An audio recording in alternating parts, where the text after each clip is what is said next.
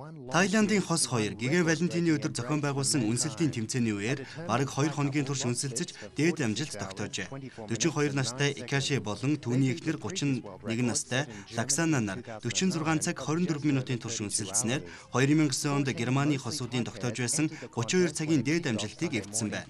Үнсэлтийн тэмцээн Тайландын Аршан суулын алдартай Паттайя хотод орон нутгийн цагаар өглөөний 6 цагт эхэлсэн бөгөөд түүнд 14 хос оролцжээ.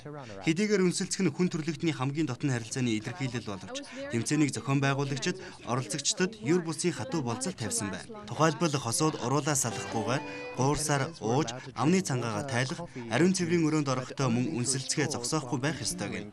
3 цаг тутамд нэг удаа ариун цэврийн өрөөнд орохыг зөвшөөрсөн бөгөөд тэнд хосуудыг ажиглахын тулд дүрс бичлэгийн камер байрлуулжээ.